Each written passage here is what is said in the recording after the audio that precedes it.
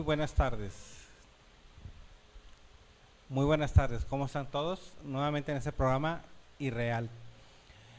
Este trabajo es un trabajo de investigación científica. Quiero mencionarles principalmente que yo me dedico a las ciencias. Esa es mi vocación. Y tengo muchos colegas que se han dedicado a eso. Sin embargo, a veces creemos tanto en la ciencia que no sabemos lo que sucede más allá de ella. Y hay que abrir los ojos a toda la demás gente. Por eso se creó este programa Irreal. Pero no trato de especular. Como les menciono, yo estudié ciencias, me he dedicado mucho tiempo a la química, a la física, a todo lo que es la parte del átomo. Entonces conozco bastante muchos hechos científicos comprobables. Sin embargo, vamos a ver otros hechos científicos no comprobables. Hoy vamos a hablar de un gran investigador científico, ganador de premio Nobel, que se llama Albert Einstein. Entonces, sobre él y sobre sus estudios, hay varios hechos científicos que algunos no han sido reconocidos y otros que sí fueron reconocidos. Entonces empezaremos con los que sí son reconocidos. Cuando esté listo el corte podemos continuar y hablaremos de los temas que tenemos para esta persona y estaremos listos y platicarnos sobre ello.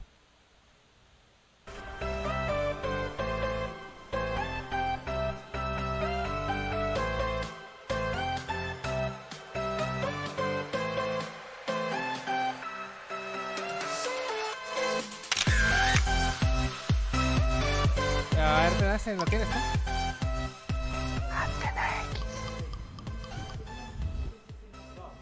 Primero esa. Y después...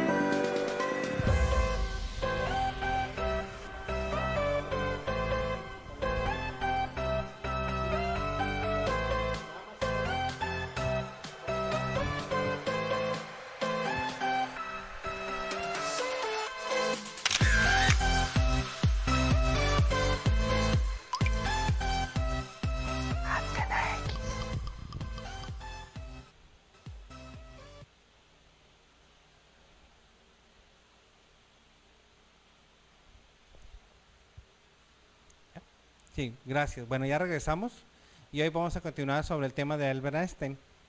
Él es un científico alemán, nacido en principios del siglo pasado, muy bien conocido, que ganó el premio Nobel de Física.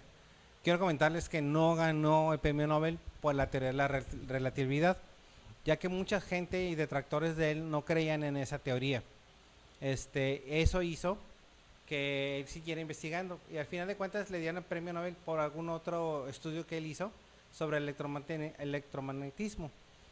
Y ahí así fue como él se lo ganó. Realmente fue un científico brillante, una vida muy apasionada de las ciencias y en su vida personal también. Siendo judío alemán, fue perseguido por las políticas nazis de esa época. Él no era muy religioso, solo era de origen judío y por ser de origen judío lo perseguían. Sin embargo, él no era un hombre, aunque sí cree en Dios, no era un hombre muy religioso en ese entonces. Entonces, de hecho, se resistió mucho tiempo a huir de su país, ya que muchos de sus estudios y principios que había desarrollado en su época había sido en su país. Aunque estuvo rotando entre Viena y Austria y su país, técnicamente amaba mucho a Alemania. Sin embargo, viendo la situación y antes de que empezara el estallido de la Segunda Guerra Mundial, él decidió salir de ahí e irse a vivir a Estados Unidos. Ahora vamos a hablar del siguiente proyecto basado sobre la teoría de la relatividad. La teoría nos dice que la energía está basada entre la masa y la aceleración al cuadrado, es lo que significa la fórmula. No voy a hablar y explicar sobre ese tipo de cosas, es muy aburrido. Pero sí voy a hablarles que esa teoría revolucionó la ciencia a muchos niveles. Por eso los científicos no creían en ese tipo de teorías, ya que se salía mucho del sistema, de las creencias que ellos tenían, del universo, de la materia, del átomo, de la velocidad de la luz principalmente, que eran de las cosas que él se cuestionaba. Entonces, eso hizo que por eso tuviera tantos detractores. Estando en Estados Unidos, él se da cuenta algunos otros científicos de origen judío, pero estos eran rumanos, no eran alemanes como él, y que también huyen a Estados Unidos y le mencionan, a ellos se alcanzan a dar cuenta que los alemanes empiezan a investigar sobre el agua pesada, eh, que el agua pesada termina provocando o formando la preformación de lo que es los elementos nucleares, no una bomba como tal, sino creaban elementos nucleares con el agua pesada y desarrollaban el agua pesada. Esto le dijeron a Einstein para que él pudiera advertirle al presidente Roosevelt por ahí de 1939. Y a través de una carta él escribió y él menciona mucho que esa carta para él fue muy dolorosa porque sentía que había escrito el demonio en sus manos explicándole la situación. Eso hizo que el presidente Roosevelt hiciera un presupuesto para crear un proyecto que se llama Manhattan, que es la foto número 1, Walter, cuando la tengas disponible. Es anterior, es la foto donde está como un complejo. Cuando la tengas lista, yo sigo platicando. Él creó un proyecto que se llama Proyecto Manhattan, esa mera. Y en ese proyecto ellos empezaron a averiguar las cosas que es el agua pesada, y a saber qué es y cómo solucionarlo y lograr formar una bomba atómica. El proyecto Manhattan fue creado por Estados Unidos, Reino Unido y Canadá y fue un proyecto bastante bien preservado. Aunque Einstein fue, no fue una persona que fue incluido en el proyecto, sí se basó en su teoría de la relatividad para crear la bomba atómica. Entonces ellos empezaron, desde 1939 empezaron a hacer este proyecto con presupuesto internacional. Todavía para el 1939 Estados Unidos no había participado en la Segunda Guerra Mundial. Todavía no había existido el ataque de Pearl Harbor. Entonces ya estaba en el proyecto antes de que participaran. En 1941 es cuando Estados Unidos entra a la Segunda Guerra Mundial y es cuando empieza a iniciar un mayor presupuesto sobre el proyecto Manhattan. Muchos científicos, algunos rumanos, algunos alemanes y otros americanos, liderados por el científico Oppenheimer, así se apellidaba, Robert Oppenheimer, crearon la bomba atómica. De hecho, dentro de la teoría ellos tenían miedo que al estallar una bomba atómica se ionizara el ambiente del aire y acabaran con la humanidad. Ellos tenían esa probabilidad según sus estadísticas y estudios de ciencia. Sin embargo, lo desecharon y hicieron una prueba en el desierto de Álamo, en Nevada, es en Nevada, en el desierto de Nevada, y se llamaba Trinity, la primera bomba que se estalló en el mundo. No fue Hiroshima y Nagasaki, fue en Estados Unidos y se llamaba Trinity el proyecto, donde se estalló la primera bomba nuclear. De hecho, todavía hay rastros y vestigios de ese estallido en esa zona, que obviamente está clausurada porque tiene todavía mucha radiación. Llegando al punto, en esta situación, lo que hicieron los científicos, dieron y se descubrieron que podían hacer. Entonces crearon varias bombas nucleares. Nunca se dijeron cuántas, solo se detonaron 2, mas no se dijeron si tenían más de 2. Nunca se ha mencionado en ningún libro si eran las únicas 2 o tenían más listas para detonarse. Entonces, cuando tenga lista la siguiente, Walter, está bien, nomás para hablarle un poco de las bombas atómicas. La siguiente, que es la que tienes ahí, que son las bombas atómicas, las 2 estallidos. ¿Sí? Ok, esas 2. La primera de mi lado derecho se llama Big Boy y la del lado izquierdo se llama Fat Man. La primera cayó en Hiroshima, mató de un solo estallido a cerca de 75,000 japoneses en Hiroshima, solo con el puro estallido. Se deshizo de toda la gente y todo lo que había en un cuadro alrededor de casi 100 kilómetros. La pura estallido de la bomba. Acabó con ciudades enteras, porque si vemos aquí hay poblaciones que tienen esa cantidad de habitantes, o hasta menos. Esto hizo que murieran de impacto de esa temperatura. Sin embargo, después del estallido a los 5 años se había muerto el doble de la cantidad de humanos por los efectos radiactivos. Días después, se estalló la siguiente bomba que se llama Fatman, que está al lado, en la que sigue. Esta bomba se batalló para detonar. De hecho, no iban a Nagasaki, iban a otra ciudad. Sin embargo, el clima adverso, lo nublado del lugar, hizo que cambiaran el lugar por Nagasaki. Y cuando ellos dejan de caer la bomba, tampoco tenían la certeza si estaban cayéndola directamente en la ciudad por las nubes y cómo estaba el lugar. Sin embargo, sí cayó. La diferencia de la bomba Fatman, que cayó en Nagasaki, esta bomba realmente destruyó menos porque impactó en una zona montañosa, cayó como en el centro de 2 montañas.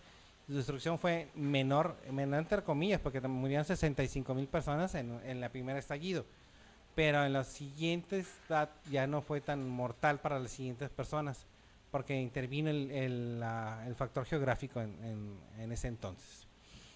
Esto fue creado por los científicos que utilizaron a Einstein en este tipo de su teoría.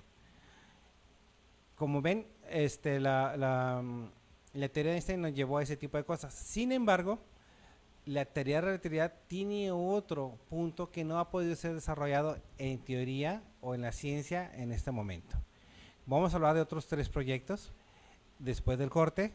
Cuando esté listo el corte, y hablaremos de esos 3 proyectos basados en esta teoría.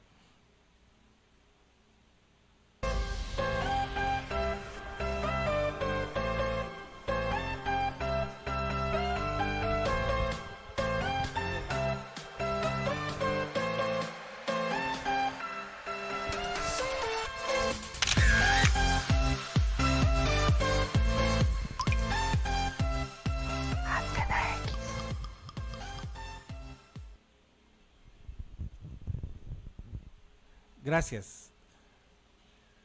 Ya regresamos en este programa y hablaremos de otros proyectos que se hicieron con la teoría de relatividad con Einstein. Resulta que se combinó un poco la velocidad de la luz con la masa y descubrieron que se podía viajar en el tiempo. En teoría se puede, y mismo Einstein lo explicó. Los mismos astronautas, como viajan al espacio, regresan más jóvenes. Aunque no lo crean, en milésimas de segundo ellos se detiene su envejecimiento, digámosle así. No que sean más jóvenes, sino que su envejecimiento se enlentece por microsegundos, por la cantidad de tiempo que están en el espacio y la velocidad a la que giran. Mientras más se acerque una persona a la velocidad de la luz, más tiempo empieza uno a hacerse lento en la persona o el objeto que está acercándose a la velocidad de la luz. Según la teoría de Einstein, dice que nada viaja más rápido que la velocidad de la luz.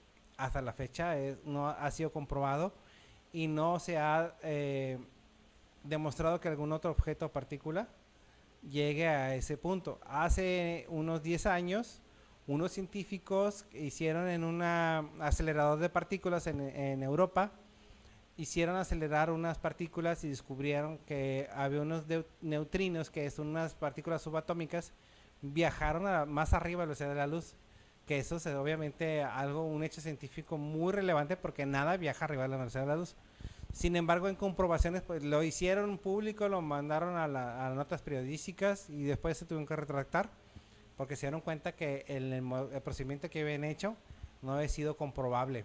Entonces, hasta la fecha siguen intentando descubrir partículas subatómicas o algún otro tipo de partículas que puedan viajar más rápido que la luz. Sin embargo, eso sería la manera de poder llegar o lograr a viajar en el tiempo. Son cosas que los científicos intentaron descubrir y hacer en el tiempo. Y lo empezaron a hacer en 1943 con este barco que está en la foto. Este barco se llama el USS, pero voy a echar Eldridge, así se llama Eldridge. Ese barco es un barco que era militar, lo botaron ese día, o sea, no había salido a pelear todavía, y utilizando la teoría de Einstein más una teoría que había manejado Nikola Tesla sobre el electromagnetismo y la electricidad. Hicieron un campo de energía alrededor del barco. Lo pusieron para empezar ellos a lograr que el barco pudiera ser invisible para los radares. Quiero mencionarles que los radares empezaron a operar desde 1940. Fue una novedad que traían los alemanes y los japoneses. Esa ciencia se la robaron los aliados y empezaron a descubrir que podían detectar los barcos a través de los radares.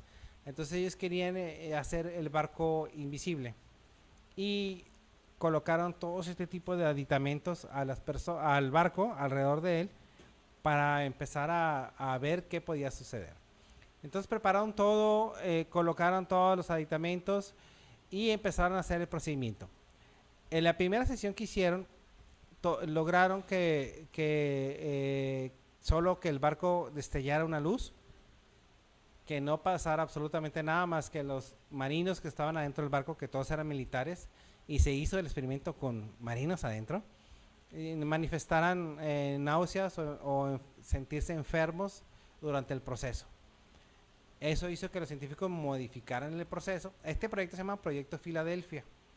Es un proyecto que el gobierno de Estados Unidos aún no ha reconocido como válido, más no quiere decir que no haya sucedido. Lo que se hizo en la siguiente ocasión fue volver a modificar el experimento del mismo lugar donde estaba el barco. El barco lo tenían en un lugar en Filadelfia, en un puerto de Filadelfia, por eso se llama el Proyecto Filadelfia, y se volvió a formar el campo de energía. En esta ocasión, como si fuera magia, pero fue ciencia, recuerden, lograron desaparecer el barco, no solo de los radares, sino visualmente desapareció. ¿Qué es lo que pasó después de que desapareció? Hay varias teorías que sucedieron. Pasaron 15 minutos sin que el barco estuviera presente. Sin embargo, se dice que apareció en un puerto en Norwalk, a 600 kilómetros de ahí, de Filadelfia, pero 15 minutos antes. O sea, el barco todavía estaba en Filadelfia y 15 minutos antes ya había aparecido en Norwalk el barco. O sea, había viajado en el tiempo hacia atrás y había viajado 600 kilómetros. Después de 15 minutos el barco desaparece después de un destello azul. Desaparece de lo que es la historia de ahí de Norwalk y reaparece en Filadelfia, nuevamente en el puerto de Filadelfia, con varias características diferentes.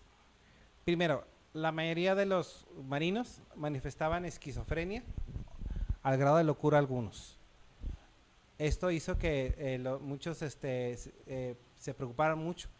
Cuando suben los médicos al barco para empezar a revisar a los marinos, se encontraron con algunos miembros o partes del cuerpo de los marinos fusionados con el fuselaje del barco.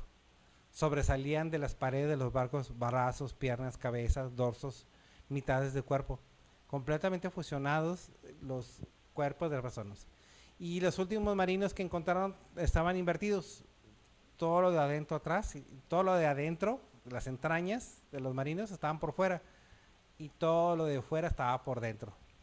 Eso fue lo que encontraron con ese desplazamiento de tiempo y de movimiento del barco. ¿Qué es lo que dice la teoría de Einstein?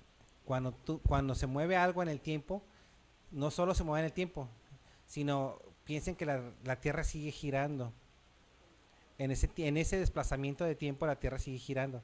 Entonces cuando reaparece o aparece con el giro de la Tierra. Entonces por eso apareció a 600 kilómetros, porque la Tierra sigue girando y apareció en otro lugar. Cuando regresa, molecularmente, regresa al mismo punto, con el giro de la Tierra hace que las personas se muevan también.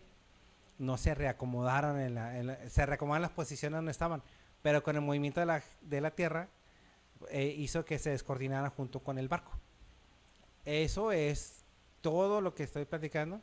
No es reconocido por el gobierno. Son escritos hechos de marinos que estuvieron en Norwalk, marinos mercantes, marinos que estaban fuera en la plataforma de Filadelfia, que redactaron esta información. Algunos, por alguna extraña situación, ya no viven. y murieron anticipadamente. Sin embargo, dejaron sus escritos sobre esta situación. La mayoría de todos los marinos en ese barco murieron. Ese experimento fue un experimento bastante pesado, muy fuerte. Eh, Dicen que se abandonó, dicen, porque es lo que dice el gobierno, porque no reconocerlo. Está basado, regreso, hablando del tema de irreal. En teoría lo que les estoy platicando puede suceder. No estoy diciendo que haya sucedido. Aunque ellos dicen que no sucedió, sin embargo hay versiones de personas que dicen que sí. Ahí está la irreal. ¿Será o no? Yo como científico les puedo decir que sí es posible. Todo lo que sucedió es posible. No crea que no es irreal. No, sí, pudo haber pasado. ¿Pasó? No sé. Algún día tal vez el gobierno abra los expedientes y lo hablaremos. Después del corte, hablaremos del siguiente proyecto científico.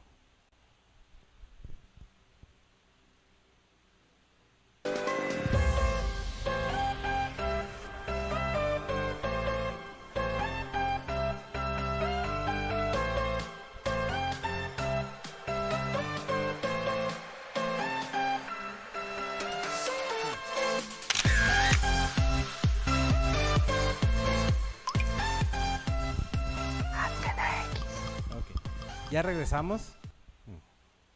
Ya regresamos después del corte y ya platicamos de dos proyectos basados en la ciencia y utilizados por Albert Einstein. El primero, el proyecto Manhattan, es bastante bien conocido. El segundo fue el proyecto Filadelfia, que ya se venía manejando desde antes, desde 1939. Tampoco es un proyecto reconocido, ese sí es un proyecto no reconocido por el gobierno. De Filadelfia vieron los elementos, tomaron algunos elementos y continuaron haciéndolo para ya no para barcos. Descubrieron que el viajar en el tiempo es importante para las personas. No solo ser invisibles, que era la idea original. El viajar en el tiempo fue importante porque vieron varias teorías. Ellos crearon, le llaman agujeros de gusano, es algo que después en otros programas les voy a explicar qué es y cómo funcionan. Ellos descubrieron crear a través de este tipo de electromagnetismo y ciencia que aplicaron estos agujeros de gusano. Y yo les platico que existen el gusano en forma natural. Y siempre pensamos en el espacio como un lugar donde trasciende el tiempo. O sea, de hecho, se habla que en la ciencia, los astrónomos hablan y astrofísicos hablan de ese tipo de agujeros de gusano que se forman en el espacio, donde podrían hacer pasar naves espaciales y viajar de un universo a otro o a través del tiempo. Inclusive se habla que los agujeros negros son agujeros de gusano. Ahora, hay ciencia en nuestro planeta. Existen los agujeros de gusano en nuestro planeta. Duran microsegundos, son pequeñísimos, o sea, no atraviesan nada en ese momento. Si se crean, si existen, si se pueden formar, son naturales, si tienen la capacidad humana de crearlos, sí, pero son portales que se crean por un movimiento de energía que en teoría los astrofísicos no conocen, que ellos saben conocimiento que tienen sobre la materia y la energía y algo que le llaman materia oscura. Así se llama porque no saben cómo, en teoría no se sabe qué es la materia oscura, de ahí su nombre, ya que no reacciona a ninguno de los aparatos que se manejan actualmente. Entonces, agarrando la ciencia del proyecto Filadelfia, ellos se transforman o se van a otro lugar dentro de Estados Unidos que se llama Montauk. Montauk es una base militar. Si pudieras ponerme la foto, por favor, Walter. Que tiene una antena parabólica grande que tiene la frecuencia a la que se requiere para que los humanos entren en un tipo de trance y las vibraciones lleguen a acomodar las moléculas del cuerpo en cierta situación, ya que se menciona que la teletransportación, que es el nombre que se podría mencionar, sucede gracias a las vibraciones iguales que tienen las células de nuestro cuerpo en la misma frecuencia y solo se logran con una cuántos miles de megahertz que tienen que ser pasados por el cuerpo, y obviamente con una cubierta de electromagnetismo, que es lo que se usaban en los barcos. Y agarraron un grupo de personas que hicieron viajar durante mucho tiempo a otros lugares. Dicen, bueno, otra vez ciencia ficción. Sí, Proyecto Montauk tampoco es conocido. La foto que están viendo, ese es el centro Montauk. Esa era una base espacial en la época de la Segunda Guerra Mundial. Funcionó hasta finales de los 80. O sea, no fue cerrada hasta finales de los 80. Y a partir de 2002 es abierta al público. Obviamente está completamente desmantelada. Cualquier persona puede ir, tomarse fotos en ella. Y lo único que queda es la antena que se ve arriba del edificio, que es la que se utilizaba para lograr hacer la frecuencia necesaria en megahertz y hacer la teletransportación. De lo demás queda nada. Nada, porque se trasladó el proyecto a otro lugar. Sin embargo, se le siguió llamando Proyecto Montauk por la base militar Montauk que está en Estados Unidos. Eso también viene, y también está basado en la ciencia. No es ciencia ficción. No piensen que es algo que realmente no existe en el mundo. Sí existe, tan real como que lo están viendo. Sí existe la teoría de la teletransportación. Algún día lo vamos a lograr, o algún día lo van a revelar. Por eso es irreal, porque algún día lo van a revelar, porque a lo mejor ya lo hacen. Quién sabe. Por ciencia yo le digo que sí es posible. Sí es posible teletransportar a las personas. Sí es posible viajar en el tiempo. Que en teoría no tengamos las herramientas para hacerlo es otra cosa. Cuando puedas, Walter, hay una imagen que me interesaría que pusieras. Es de una persona. Esa persona. Él se llama Ali Bielek. Ali Bielek. Esta persona trabajó en el proyecto Montauk. Él explicaba que eran pequeños, o sea, eran personas adolescentes cuando sucedió. Él viajó en el futuro, en el año de 1983. Estoy hablando de lo que él está relatando.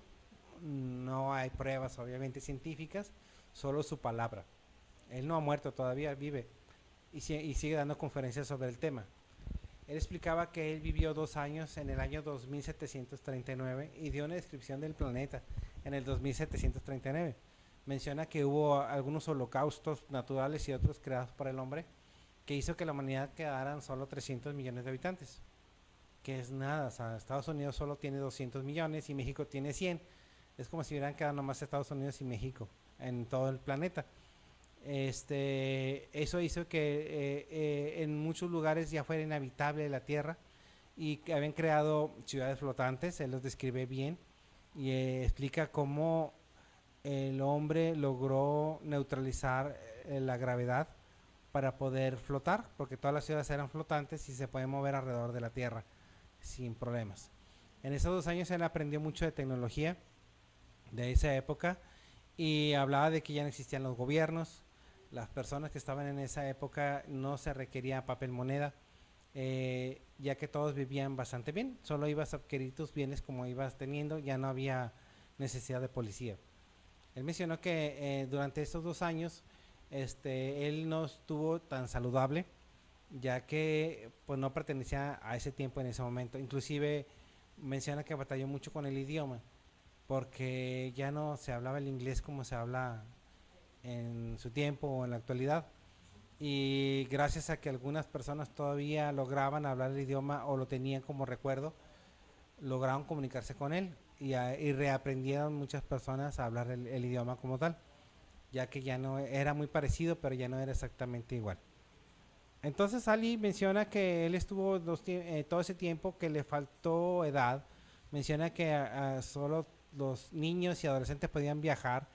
Desconozco el por qué, aunque él menciona sobre las terminaciones nerviosas que se van perdiendo con la adultez, que los niños lo tienen en forma completa. Entonces, basado en esa síntesis, él menciona que eso es lo que sucedía y por eso no podían viajar los adultos. hasta cierta edad pudo hacerlo. Entonces, después de 2 años, él decidió regresar, pero no llegó a 1983. Él regresa al 2173 a recoger a su hermano, que su hermano se había quedado ahí 2 años también. Y obviamente él vio un cambio de tecnología tremendo de 700 años, que era lo que había cambiado, donde todavía él le tocó en esa época devastación en el mundo, todavía había guerras, ya había desaparecido Estados Unidos como tal, ya se había creado otro tipo de nación, muy parecida, pero no era la misma. Mencionaba de nuevas enfermedades que se combatían, que mencionaba que tenían algún tipo de relación con cosas que para nosotros son inverosímiles, como cosas tecnológicas, como chips virtuales que causaban enfermedades reales a las personas. Así él lo manifestaba de esa manera. Recuerden que ellos eran adolescentes, no eran adultos como para tomar o usar el lenguaje apropiado. Regresa a 1983 y menciona que el proyecto Montauk aún no termina. El proyecto Montauk aún sigue, y se ha modernizado y se ha modificado. Él ha mencionado que muchas de las personas que siguen viajando, ya se ha logrado, inclusive que la tecnología que tenemos actualmente es traída del futuro. Hay tecnología que es incomprensible todavía para nosotros, ya que todavía no desarrollamos muchas teorías científicas, o se han desarrollado teorías científicas que podamos tener. En la siguiente, vamos a ir a otro corte cuando estemos listos y vamos a ver la siguiente imagen de otra persona, para que vean que no solo es el proyecto Montauk.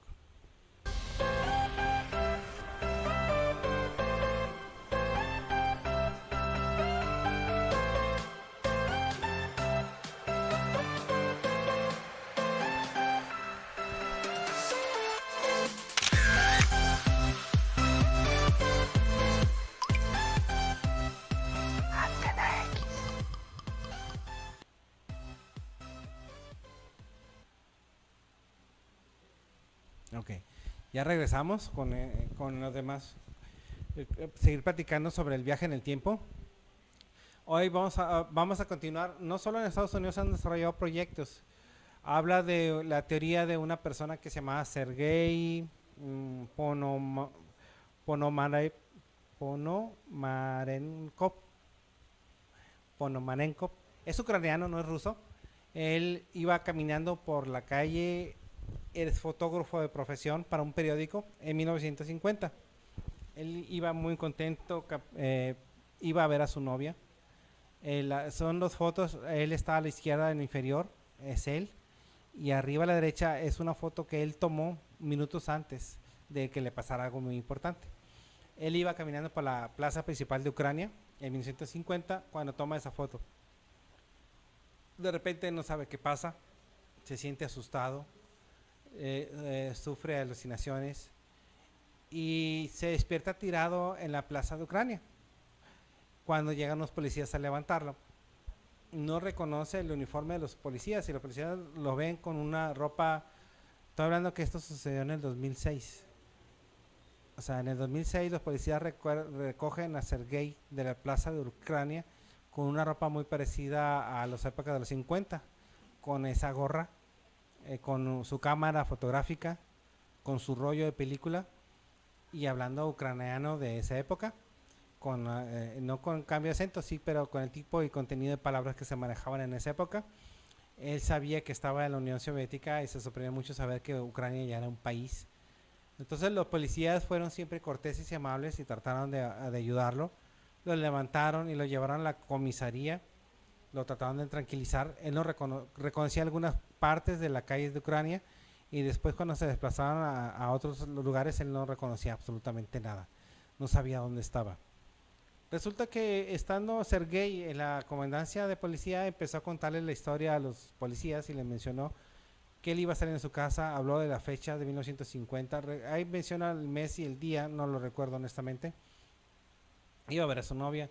Cuando tomó foto al platillo volador que se ve en la imagen, él se sintió aturdido y cuando se desaturde no reconoce nada y por eso se pone en cierta histeria. porque no conoce nada, inclusive ve menciona que ve un tráiler, un camión de carga tráiler, y ese le hacía algo como una nave espacial también. Inclusive iba a tomarle fotos con su cámara porque no reconocía ese tipo de camiones. Le pidieron su rollo de cámara y se sacaron diferentes fotos. Inclusive en el 2006 ya hay un video de Sergey junto con el policía. Ahorita les platico un poco del video, no lo traigo, dura 10 minutos y se me hace muy aburrido el video, pero lo pueden buscar. Este,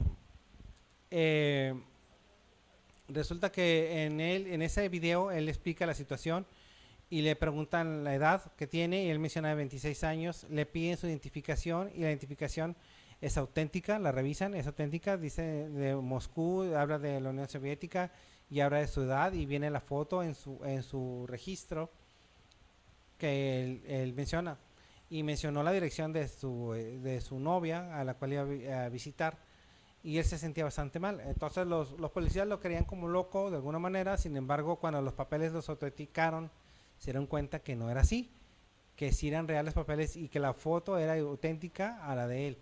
Eso viene en el video vienen las fotos de él. Inclusive fueron a buscar a la novia de él, a ver si todavía vivía y increíblemente encontraron a la mujer, obviamente ya era una mujer septagenaria, ya tenía más de 70 años, ella había hecho su vida obviamente, y sí menciona y recuerda a Sergei que iba a verlo ese día en la tarde y que nunca jamás apareció, y nunca supieron de él y preguntó por su familia, lo estuvieron buscando durante años, y jamás pudieron encontrar a Sergei. Entonces la policía se sintió aturdida ante esta situación, ya que la novia comprobaba, le pidieron si tenía alguna foto de ella. En el video viene donde ella saca una foto de su novio y es Sergei. O sea, es idéntica la foto de Sergei. O sea, el Sergei del video y la foto que ella muestra son idénticas. Entonces, ellos se frustran mucho los policías, regresan con Sergei, nunca lo metieron en la cárcel, o sea, no estaba, aunque estaba en la comandancia, no lo metían en la cárcel porque no había cometido ningún delito, lo tenían en un lugar cómodo, en una habitación, y como arte de magia, él desaparece. Desaparece ante la vista de varios policías, ya no lo encuentran. Entonces eso hace que se sientan extrañados con esa historia y la publica uno de los policías. Esta de historia de Sergei viene publicada por uno de los policías. ¿Qué sucedió? ¿Tendrá alguna relación con el OVNI? ¿Fue ciencia creada por el hombre? ¿Fueron extraterrestres? No es tan vieja, digo, viendo que la historia nació en el 2006 por los policías que rescataron a Sergei en la plaza de Ucrania. Está en internet, pueden verlo. Yo lo busco en otros lugares porque no solo es encontrar en internet, ya hay otros puntos donde se pueden localizar. Hablas con otras personas que saben del tema y llegas a preparar esta situación. Entonces, no solo es el único lugar y las únicas personas. Por ahí tengo unas fotos finales, ya casi acabamos el programa. Faltan algunas otras fotos por ahí. Si quieres poner la que sigue, por favor, Walter. Esa. Esta foto es de 1925. Esta foto fue tomada en 1925. Este es un grupo de campesinos que vivían en Alabama. Estaban descansando al sol y era una novedad traer una cámara fotográfica en esas zonas tan alejadas. De hecho, no les pidieron posar para esa toma. Nadie de las personas que estaban ahí estaba posando, si se fijan, ni siquiera se dieron cuenta. Quiero que vean a la persona que está en el centro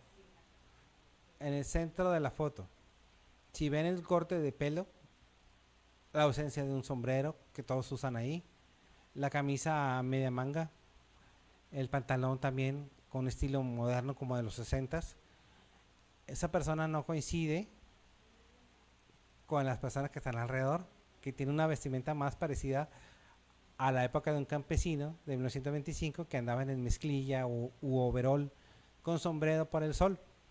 Él tiene el pelo largo como en la época del rock and roll, en una posición más abierta y sin sombrero.